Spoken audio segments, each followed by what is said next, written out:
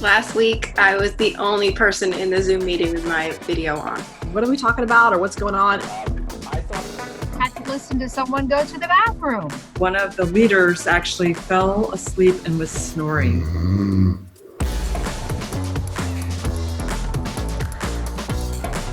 The language Zoom burnout has showed up in our lexicon lately, and I think that it actually doesn't exist. I think that what exists is bad Zoom burnout. Efficiency is the enemy of connection.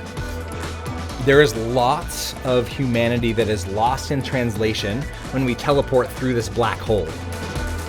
How can I do this better online than in person? Connection before content is not do a random icebreaker at the beginning of a session.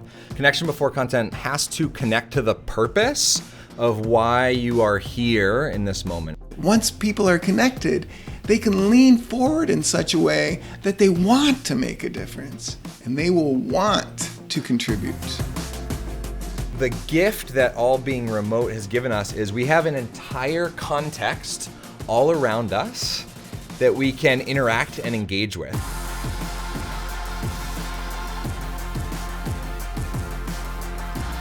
We are just beginning to understand the power of virtual connection. I am energized and ready to go. I'm going to connect with my online participants much more than I have been in the past. I believe we're going to have an amazing day. Next year is going to be so much better.